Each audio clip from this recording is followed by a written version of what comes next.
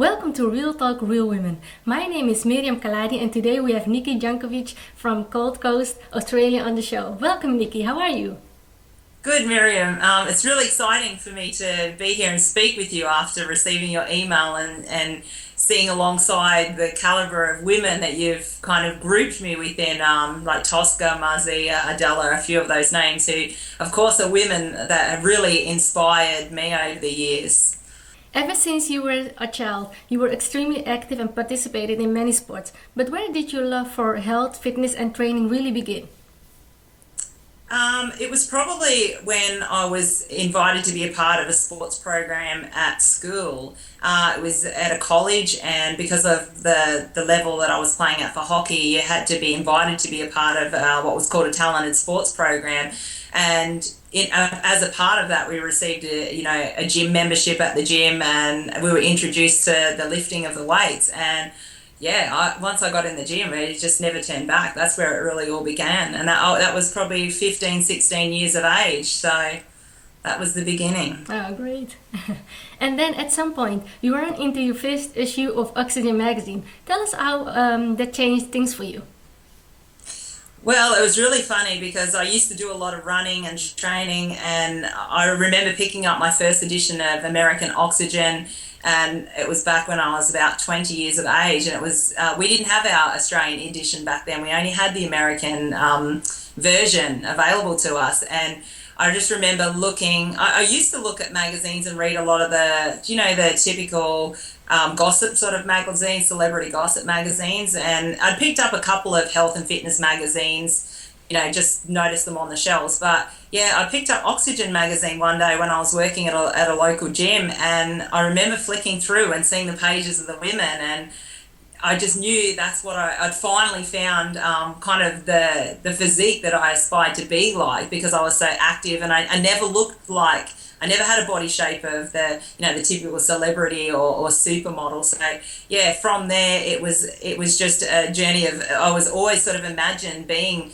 involved with the magazine, more to do with women's health. I don't know, it was something, women just seemed to, I connected with them a lot in the gym over the years, teaching aerobics classes, and it's something that I was really passionate about because I found it, such just a simple thing that made my life. I just really enjoyed, always having, as long as I could get to a gym and train and eat the food and feel really good about myself. And I kind of wanted girls to feel the same and see that it was fun. So yeah, Oxygen magazine came about after I competed in my first show, and I was over doing a competition, and I met with the editor, and I spoke with her a lot about what I was doing with the local women in my community with personal training, and she was really kind of excited for me to get some photos done, and said, if you can get the photos done, we'd love to use you for a cover of Oxygen. And yeah, so it was a pretty big moment, but it's funny because at that time when I did get published on that cover, and I started my career in the fitness modeling side of things, it's probably one of the most miserable times of my life. I was actually really, really unhappy at that time.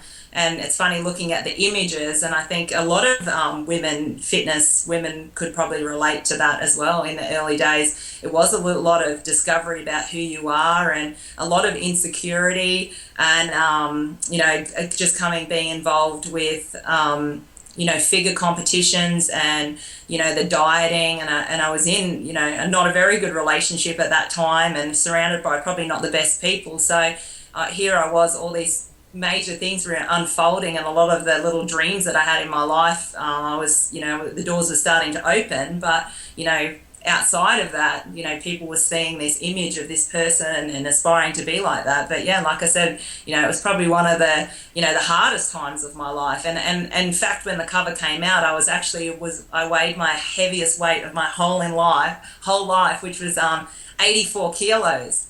Which doesn't sound like a lot to most people, but for someone that kind of maintained a weight of around 65 kilos, and I never struggled with weight in my whole life because I was always so active. Yeah, it was really tough, and I knew people were expecting to meet me and see me, and I was really hidden away, so I didn't get to really enjoy the cover like I should have at that time, due to obviously the competition dieting and not understanding how to do all of that properly. So, now looking back, for what I see represents a cover girl, and what I am today probably is more of a reflection of what I believe an oxygen cover girl is, as opposed to what I was at the time.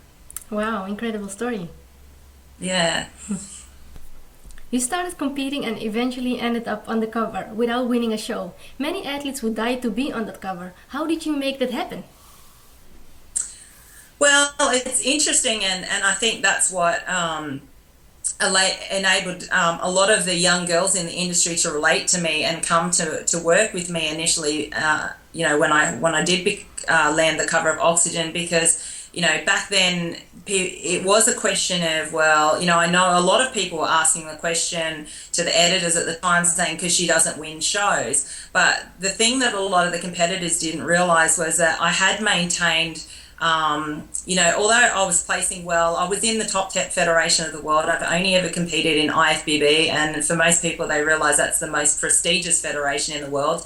And most of the girls that I'm proud to say, most of the girls I stood beside on the stage are all professional IFBB competitors now. So I was never the biggest girl, or never, for my height, I always lacked the muscularity, and it was really hard for me to get that really hard, lean look. So, after battling with it the first couple of seasons, I kind of stepped back, and, with Marcus, who's now my husband, he was my boyfriend at the time, really helped me to realize that, I was aspiring to try to be like everybody else, when, I think the key to being successful in this industry is to find your place and find your spot.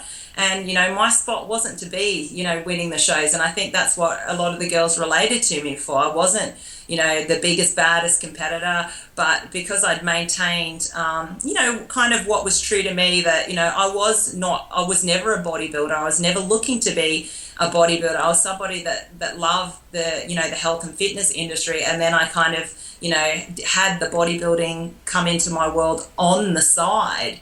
So, not winning shows really showed a lot of the girls that, you don't have to win shows to do well in this industry. And I mean, now I'm doing a lot of competition coaching, and, if you had asked me 6 years ago, will you be a competition, that would have been the last thing I would have expected to be. Like I wasn't a national title holder, I wasn't a professional competitor, but funnily enough, I think that's what the girls found very relatable to me. And I did build my business and my branding and the Fit Chick brand, which is, I'm really working on expanding that at the moment, based on just staying, finding what I was, and I really wanted to project, health and fitness, and maintain, that femininity, and something that was really attainable and realistic to most girls. So, and that's what worked for me. I used to,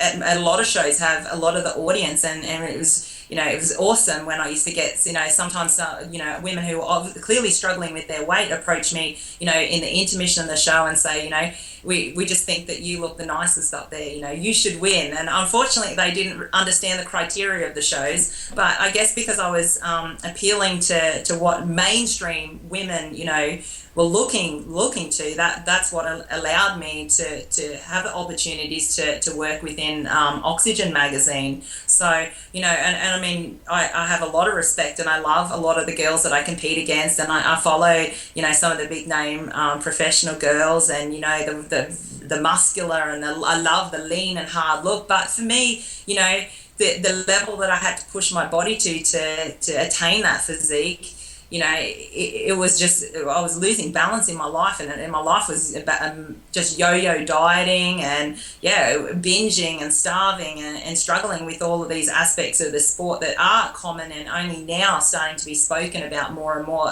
Girls are coming out and speaking about the problems facing a lot of female body shaping athletes. So I think it was just that time of coming to a place within myself, and just kind of accepting and liking who I was, and this is the body that I've got, and working with that, and I was lucky that by staying in that area and doing what was, essentially me, that's what Oxygen was looking for. So You now run your own company and train and coach many athletes. Can you talk a little bit about your approach and how you not only focus on looking great?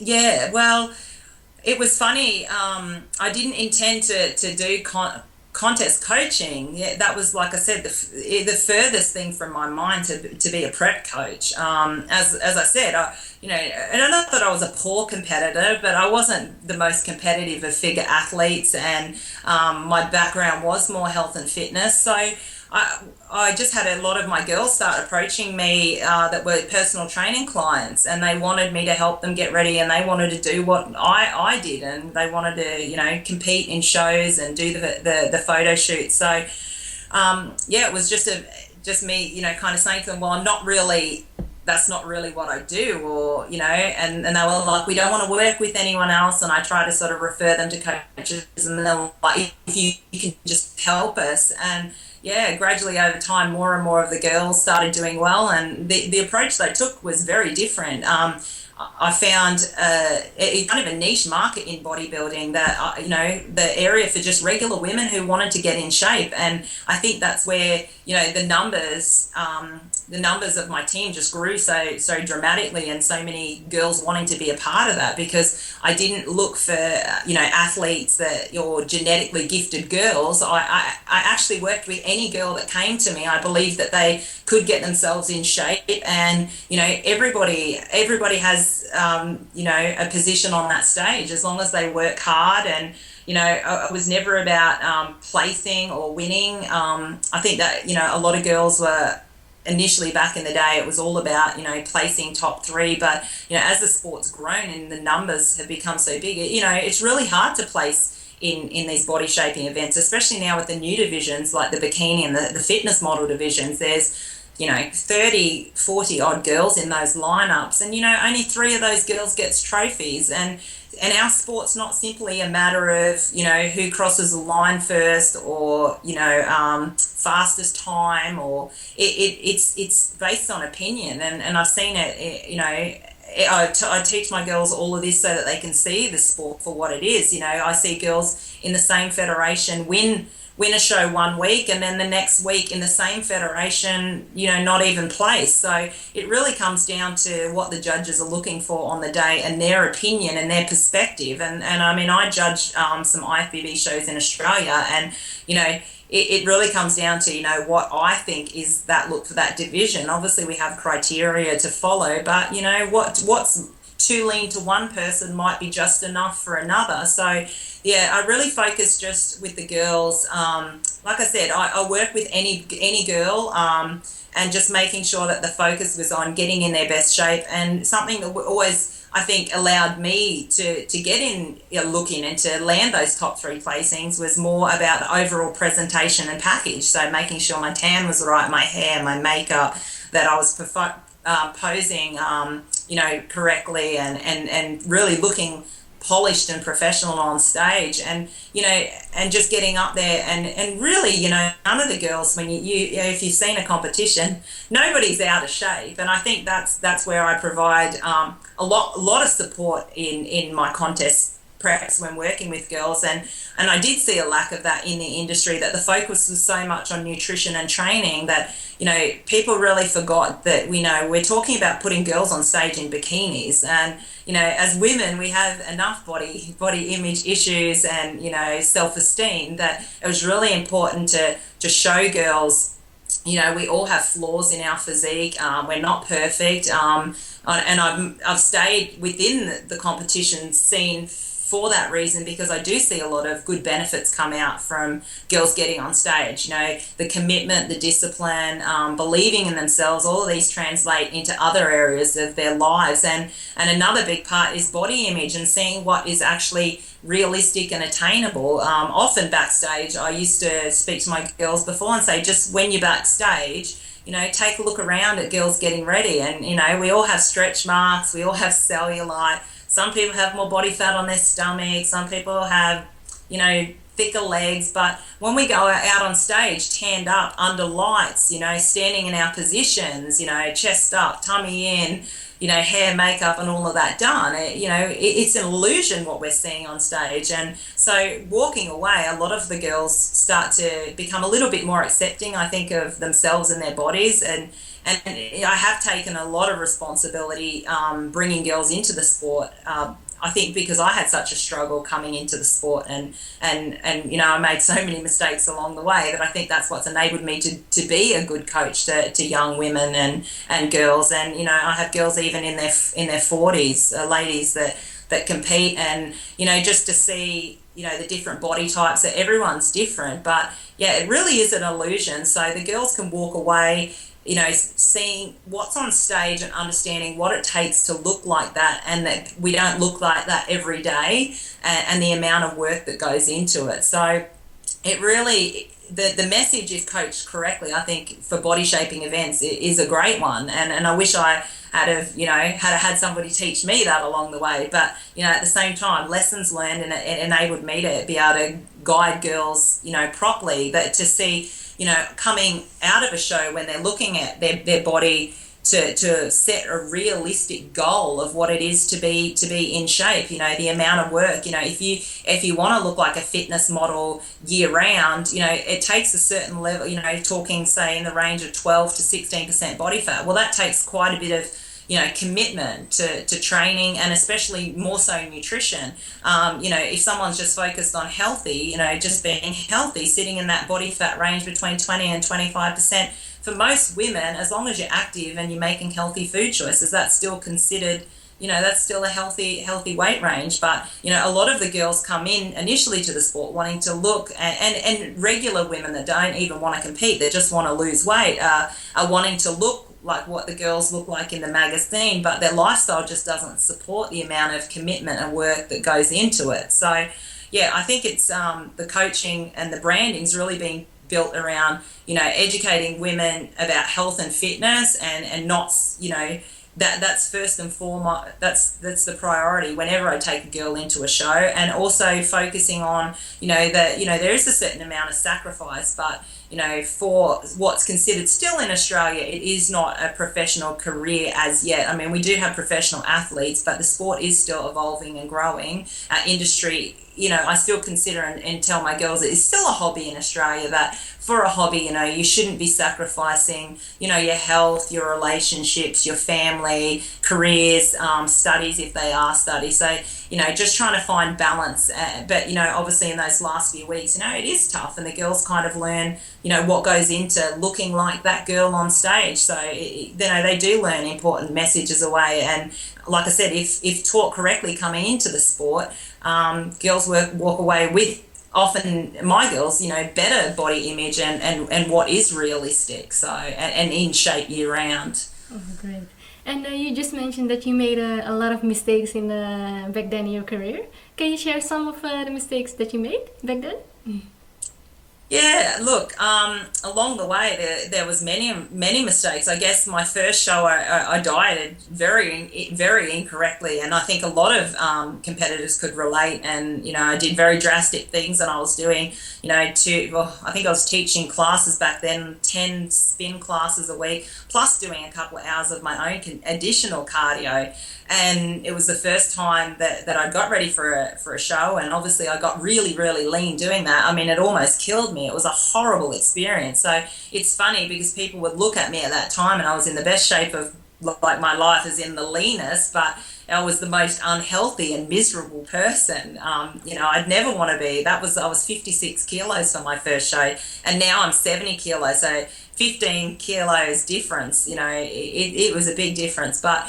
Just bad dieting techniques, too much cardio. And I think my perception really changed as well about what in shape was. And again, it's something that a lot of girls, competitors could relate to, that, once you've been on stage and you see what you look like and what you feel like in that state, a lot of us are dropping fluids, especially within figure shows, and, carb depleting and doing all these sorts of things to get that look required to be on that figure stage.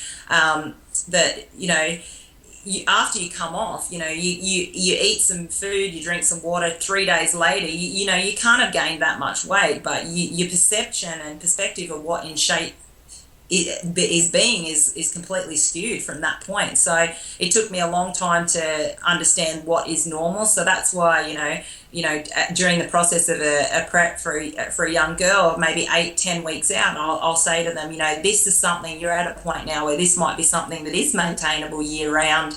The week of what you look like the day on stage is not something to measure up to, especially when you're talking about tanning and you're standing in certain positions. So, I mean, yeah, a lot of those things, the yo-yo up and down of dieting, just trying to get back in shape for shows. And like I said, it is being spoken more and more about in our sport. I just in general, a lot of the mistakes I made, just navigating my way through this industry and sport. I didn't have a lot of, or really any role models in Australia because, like I said, it's just starting to evolve now and grow into it and really booming at the moment in Australia. So I never really had a lot of people to look to for guidance and support, and because a lot of people weren't doing what I was doing. People were in bodybuilding to compete and taking it quite seriously and doing what I took to get to those top spots and those top levels. Whereas, I was kind of in limbo of that I was health and fitness or was I a bodybuilder. So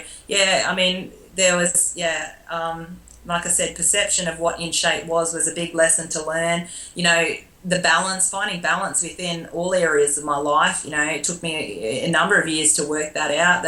And the pressure that I put on myself, and it was only when Marcus at one day said to me years ago, I was really struggling, and this was around the time of the oxygen covers and the year following that. And I had so much pressure on myself to, always look picture perfect and be in shape. And I was really battling with the training and the nutrition. And, I think just generally I didn't know who I was, and I didn't really like who I was. And like I mentioned before, I was surrounded by a lot of probably not so good people trying to lead me in different directions that weren't in line with, who I was and what I wanted to do out of the sport. I only competed purely out of accident, and that I happened to get to that stage.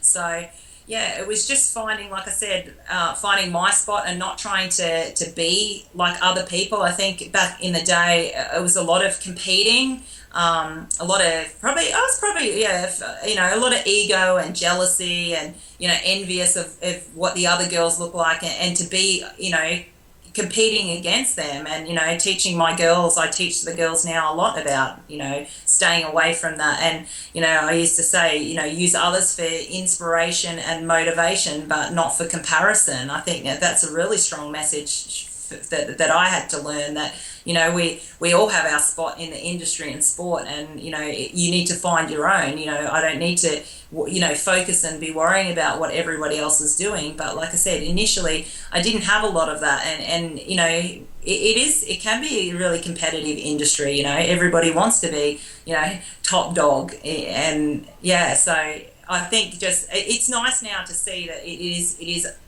unfolding now, and there is a lot more of us trying to mentor and lead the way to help girls avoid a lot of the mistakes that we made. So, and I do a lot of that in my own time now outside of my Team Fit Chick girls. And, I have a lot of the younger girls in the industry that, behind the scenes, and it's not a public thing that I do, just mentoring them and catching up with them on the phone and just being that sort of go-to person that can give a different perspective to what their coaches are telling them, and, what they're getting sort of told within the the competitive side of the sport and the bodybuilding side of the sport, just to allow them to have time to not sort of say, I never say, there's not necessarily right and wrong decisions as such. Everybody has the right to live their life the way they choose, and to make the decisions what they think's best for them. Like people, can go out drinking every weekend if they want. That's fine. But I think, just allowing young girls to have the time to kind of work out their direction in the industry and kind of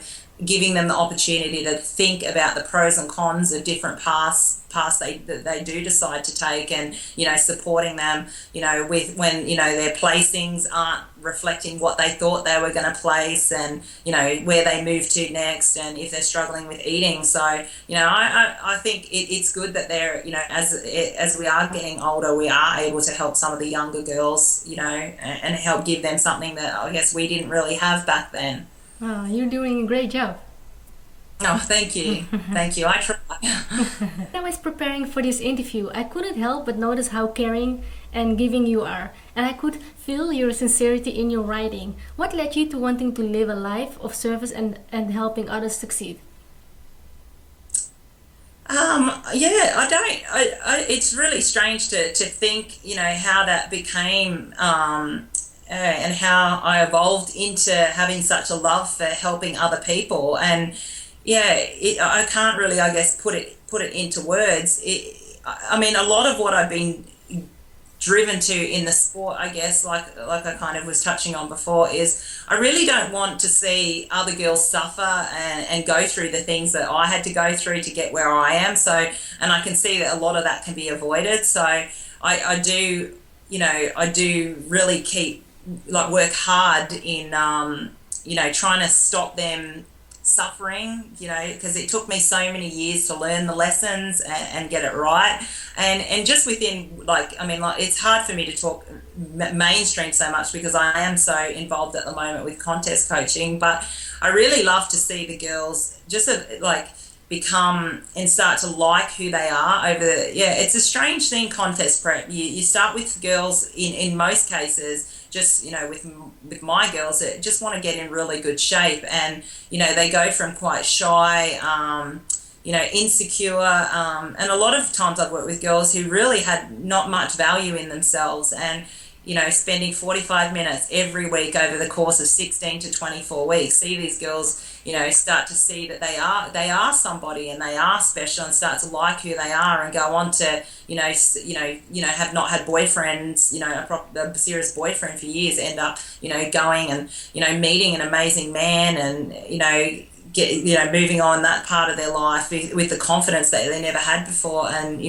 going after new careers. A lot of my girls, I was sent an email by one of my girls not long ago, and which really touched me because it's starting to happen more regularly now, that she said to me she embarked on her fitness personal training course and now's become a personal trainer. And she sent me a message saying the reason that she did that, she said, if I could do for one person what you did for me, that's all I want out of this course, and this is all I want out of my career. So just getting messages from the girls like that, I guess, drives me forward to see that somehow I'm able to, like I said, it's really hard to put into words, because somehow I just have an ability within person. I'm probably not the best on social media and writing. I'm a very lazy Facebooker, and I should be doing more of the Twitter and all those sorts of things. But I really found it wasn't the magazine articles. I'm very good at connecting with my girls and women one-on-one. And that's where I kind of went more away from where initially I was really interested in the magazine writing and starting to get into all the social networking side of it. But it wasn't really, who I was. I need to be working with people one-on-one. And that's where I somehow, I don't know, I can make a difference. There's things that I seem to say that seem to resonate with people that, help them. Yeah, like I said, I can't put it into words, but that's what drives me forward, just to see girls really start to like who they are, and see that, I'm not anyone special, anyone in, it's just a picture in a magazine. It's just a nice photo. It's just a girl on stage, and anyone can do that. If you believe, you work hard, it's just nutrition and training. But it's ultimately the person deep inside that matters. It's not the person on stage. So like I said, it really find it hard to say what it is that drives me to do it, but it's just the messages that girls send me, and just seeing them become different people. What is the most important thing you learned about yourself in helping others? I think it just to be able to see that I do make a difference. That's one thing. And it was a tough industry for me when I started out, like I said, with the competition side of things, with the pressures of being on a cover of a magazine, I had a lot of pressure and insecurity to do that. And, over time, that what drove me was, many times I wanted to walk away and just go, oh, I just can't do this anymore. I need to do something different. And, but what kept driving me forward was seeing that I did somehow have this ability, and I was doing what I was meant to be doing, and to help people. So that's what still kept me within the bodybuilding industry and coaching girls for the sport, because I am doing something very different, and the girls are doing really well, and I'm seeing they're enjoying the sport in a way that that I'd never had the opportunity to enjoy it that way. It was always so horrible for me. So, and that's why I don't compete a lot, because back then the way when somebody actually said to me one time, why do you keep competing if you hate it so much? And I was like, it really threw me. They're like, you don't even, everything you say about you hate it and you don't enjoy it. So I had to really stop and question and go, I can't continue putting myself on stage, because it's true. And I teach my girls the same thing. It's like, if you're not enjoying what you do, then it's best to just to move on and find something that you do. So, but yeah, my girls are everything to me. Like I love the coaching side of it, and we do form quite strong bonds with a lot of them, and I love to see them go on. Just recently, one of the girls that I'd worked with and brought introduced to the sport, probably 7 years ago now, when I first met her, just recently qualified for the Arnold Classics. So, and then I've seen another girl, and a lot of them move on to work with other coaches, which is how it is. But, I always still keep in close contact with them. And I saw one of my other girls, after, I think it's 3 years, one of my young girls, 3 years of competing and not placing, just win her first ever show on the weekend, 2 weekends ago. So I love looking back at the girls, and they still say to me that they're really happy that I laid those strong foundations with them, that they're still taking with them throughout their journey and their career through the sport. So it's something that, like I said, this job it's not for the money. People think it's for the money, but contest coaching, it's hard work if it's done properly. It's not writing out just a nutrition plan and training. It's really being there, almost like, a counsellor, a psychologist, spending a lot of additional time, helping the girls understand how the industry and the sport works. But, like, I don't know, this is what I'm meant to be doing. Somehow this is where my path has led me, and this is what I'm supposed to be doing. Oh, great. And you just mentioned about you didn't like to compete, or you hated it. Why? Can you tell us why? It was just the dieting and training, because initially I'd never learned how to eat properly and eat correctly. So I was doing extreme things, and I did the extreme thing, pushed my body to the limits, and like I was so lean for my first show, and I mean I looked amazing and I did really well on stage. And then as soon as that was over, it was, like I said before, probably an ego again, because, there's a lot of attention on you when you compete, that all of a sudden everyone's, when are you competing again? So I had to compete again. So I had to push even harder and do more restrictive things. And, I mean, it was really horrible. I was in a horrible relationship. My work, I didn't know what I was all over the place with my career, my job. I just finished uni, and it was the balance that was really off for me, and because I never had somebody to guide me through that, like what I try to do with my girls. So that was probably, the biggest thing was, just not understanding how to do it properly. And that's where I guess the importance is of having good coaching. So especially in a sport where you are, reducing body fat levels right down, and, there's that component of dieting. So yeah, that was the hardest thing. And like I said, competing again, I had to get again, and then it was like again, and then the third season I tried to do back to back, the body just crashed and burned.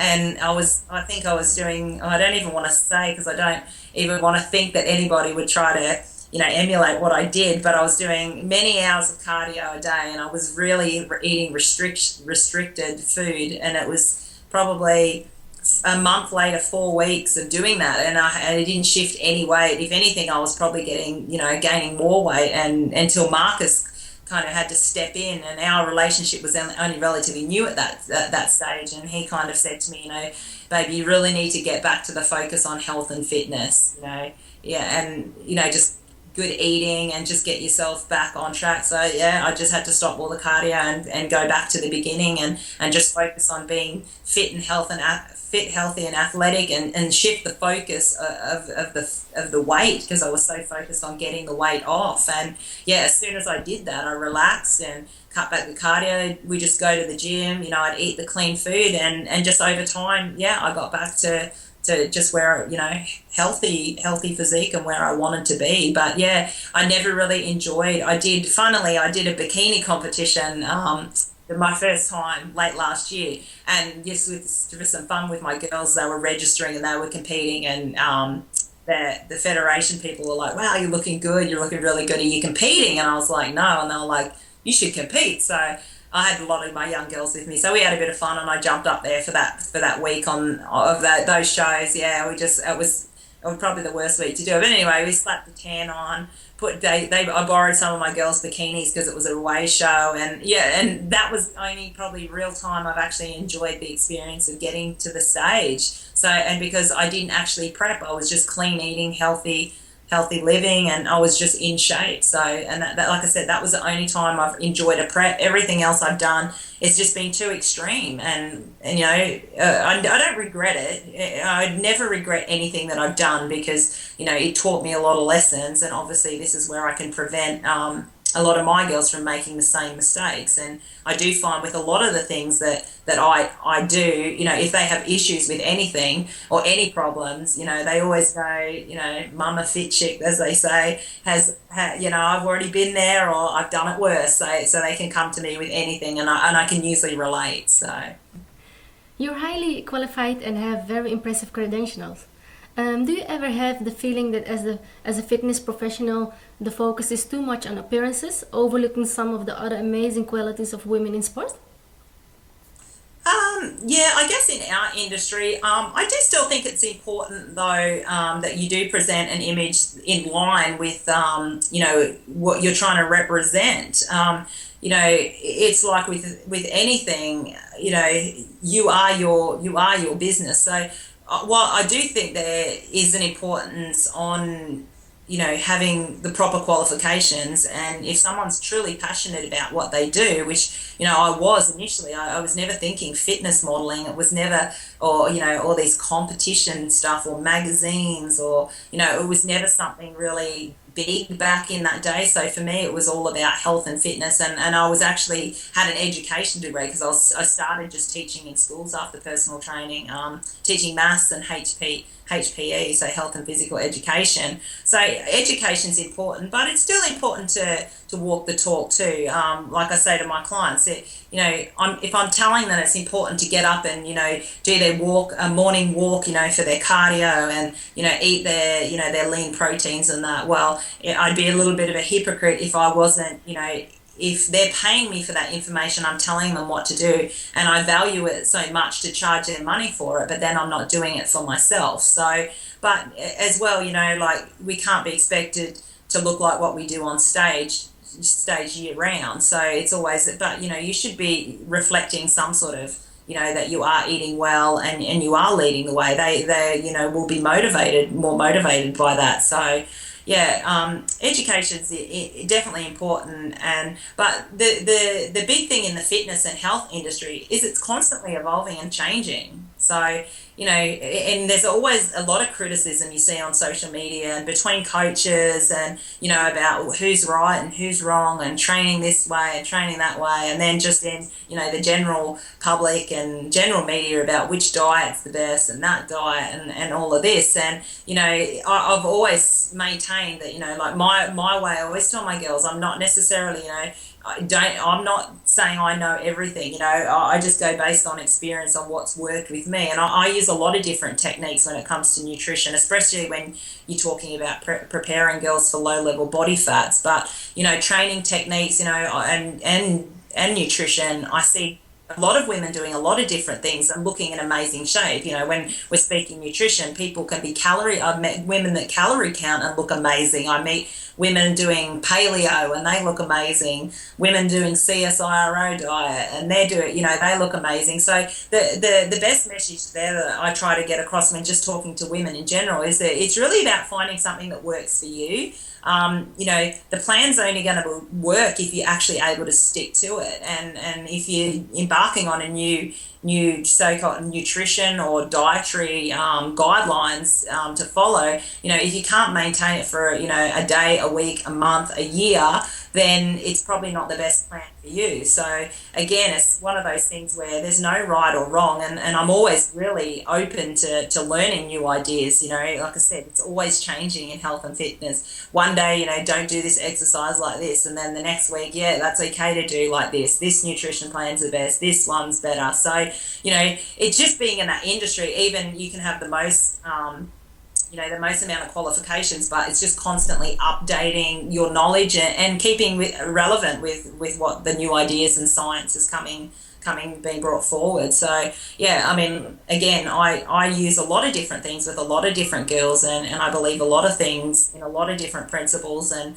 you know, a lot of studies you'll find one way, you know, 50% of the evidence points one way and 50% points the other. So, you know, if you're trying something, you know, I say give it at least 6 weeks, because that's probably the minimal amount of time to gauge changes and to see if it's something that will work for you. And you know, if it's not something that you can stick to, or it's not working for you, then you know, most plans will work, but it's whether somebody can actually stick to them. So that's the biggest message in that, is really finding something that you can create and make a lifestyle for forever. What is the one question people never ask you but really should? I don't really know. I'm a very open book. I've always maintained I really like try to be a real person. And you know, one of the comments was for one of the girls that I coached the other day, came to me and said, "Wow, I love your Facebook page and your Instagram." And I was like, "Why is that?" And she's like, "You're so different." And she said, "It's so cool to follow your page because it's so different to the typical pages." She says, you know, you've got your meals there and you've got your little physique things, and then there's a pair of high heels on the page, and then there's some cute makeup, you know, some makeup, eyeshadow, and yeah, I'm fitness isn't all I am. I do a lot of, you know, my life doesn't revolve just around fitness. It's a big part of who I am with Marcus. You know, we love training and living an active lifestyle.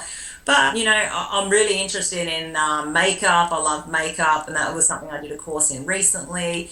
You know, I spend a lot of time with friends. Yeah, I love going to the beach, and you know, Marcus and I go for bike rides, for cardio. We, you know, try to incorporate all those sorts of things in just our paddleboarding. You know, that was something that we were into recently. You know, I love traveling. I love so many different things, but I do try to not just post about food on you know, the social media, and yeah, I don't think I really have anything that I would not openly share or with people. I've always been, and I'm a part of the industry, but I do sit quietly on the outside as well. Like that, I'm not in, you know, in groups or niches or you know, I do kind of stand alone and like to just be me and just do my own thing on the side. Yeah, so I like to be just the real person, and girls, you know, see me. I'm a little bit of everything. So I don't think there's anything that I really have secret. People know, you know, I'm married now to Marcus, but yeah, there's nothing super exciting in my life. It's the simple things, you know. I had my dog get sick. I had a dog for 11 years. And I had to put him to sleep last year, which was a really, really tough time. And the year before that, we found out that he had a heart condition. And yeah, that really threw Marcus and I it gave us a big kick up the butt. And yeah, it was really a time in my life now that I look back 2 years ago to see that, when we found out he was sick, it really brought a lot of things into perspective for us. It's just the simple things now. And I'm 34 next month, and, you take a lot of things for granted when you're younger. And now, getting up when Marcus is not working away, and when we used to get up and take Rox, my dog, for a walk, that's the stuff that really matters to me.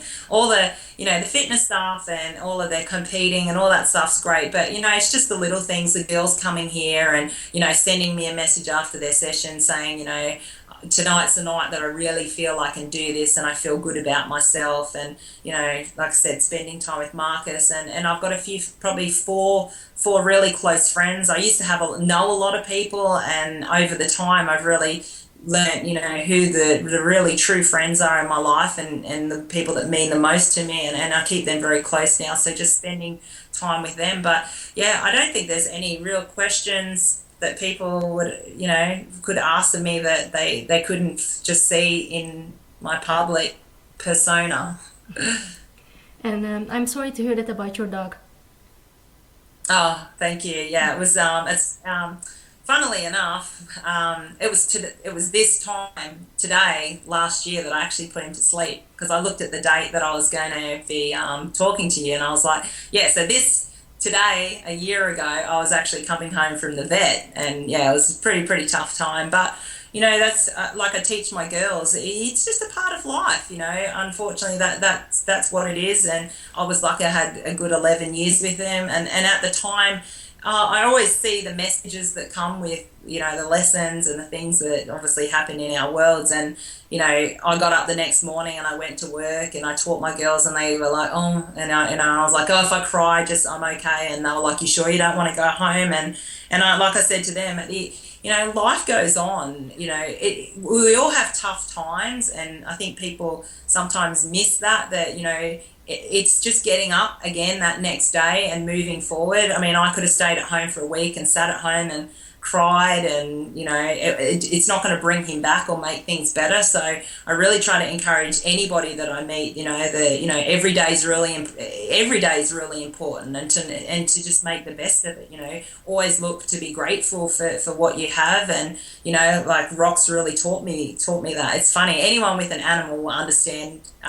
People without animals probably were thinking, she's mad, this woman. But anyone who has a pet can understand that, the lessons that they teach you. But I've really tried to live my life like that the past few years, and encourage my girls and the women that I meet, that, my life isn't perfect, and going to plan every day. And, even watching your interview with Tosca, you just have to pick up, and we just have to pick up and move forward. We're here. The days go by really quickly. I mean, I can't believe I'm 34.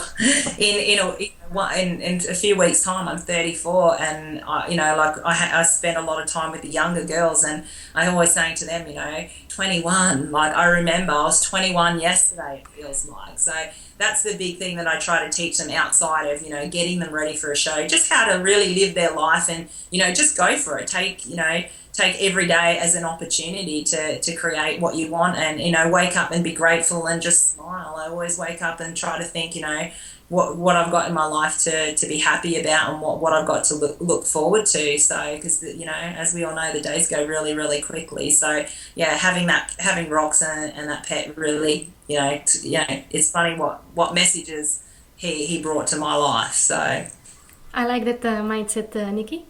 Thank you. Well, what's the best place for people to connect with you online?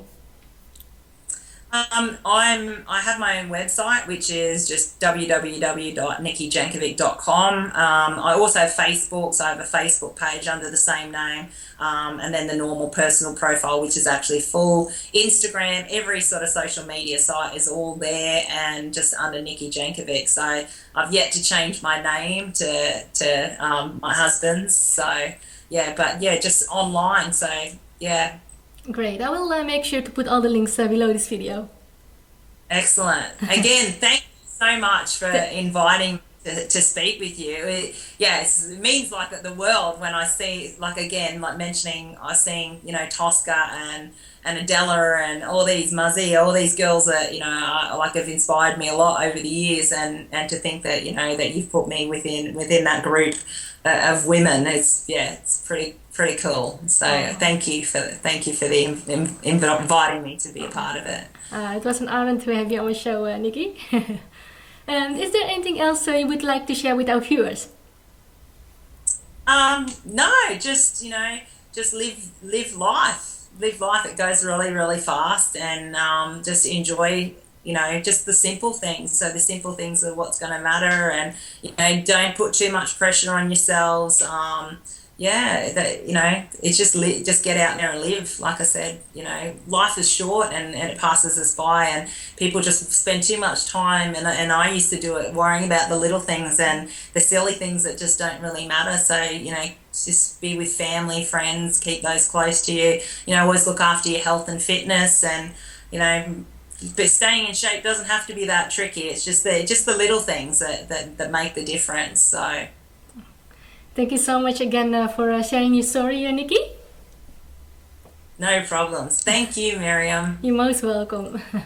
My name is Miriam Khalladi, and I will see you on the next episode of Real Talk, Real Women.